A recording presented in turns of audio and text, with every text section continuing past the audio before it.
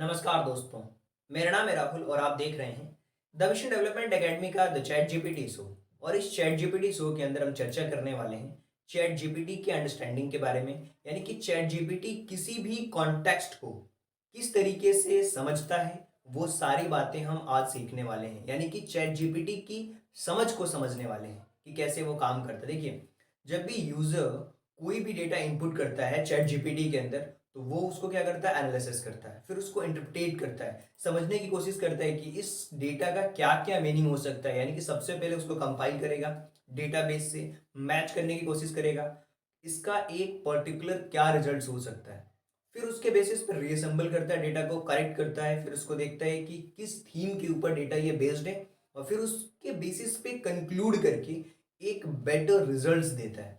और ये सारी बातें किन किन चीज़ों पे ऊपर डिपेंड रहती है, वो डिपेंड रहती है, वो अगर आप इंडिया से बैठ के डेटा को ऑपरेट कर रहे हैं या कोई सी फीड दे रहे हैं, तो वो कल्चर को देखता है, हिस्टोरिकल और सोशल फैक्टर, ये सारी चीज़ों की समझ उसके अंदर दी गई है। यानी कि कहीं ना कहीं वो कल्चर को समझता है, लैंग्वेज को समझता है, उस डेटा का, पहले डेटा का दूसरे डेटा के बीच में क्या रिलेशन है, यानी कि वर्ड टू वर्ड समझता है, क्योंकि ये एनएलपी के ऊपर बेस्ड है।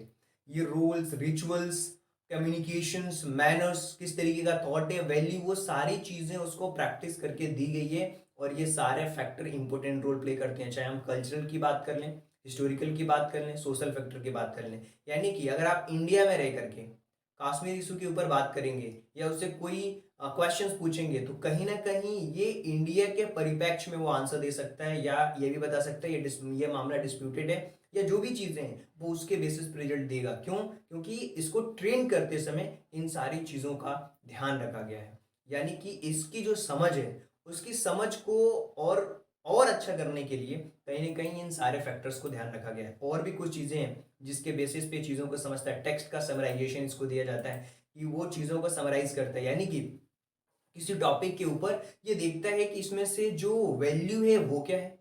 और ऑलरेडी अगर आप कोई चीज जानते हो उस टॉपिक के बारे में, तो आपका प्रीवियस डेटा के बेसिस पे जो भी आपके एविडेंसेस है, जो भी आपके कन्वीनियंस है, आपके टोन को भी वो समझता है एक्चुअल में।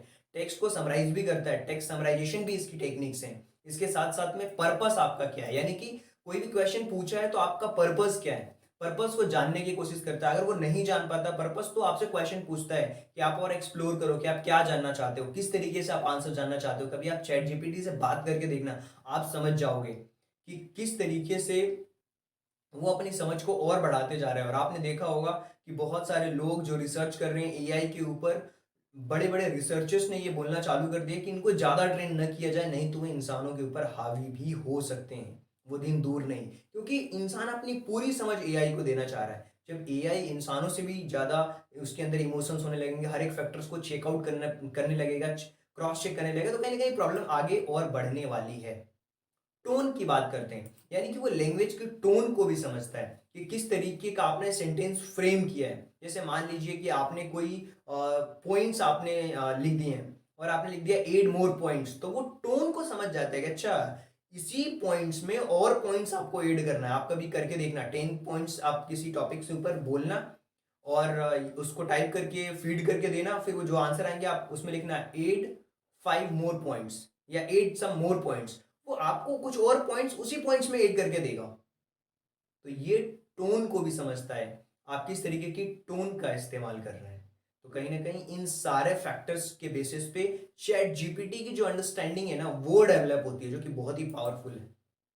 इसके अलावा हम बात करते हैं कि जैसा कि मैंने आपको बताया कि एनएलपी के ऊपर बेस्ड है। और एनएलपी का मतलब आप समझो, natural language processing techniques. Natural language processing technique का मतलब क्या हुआ?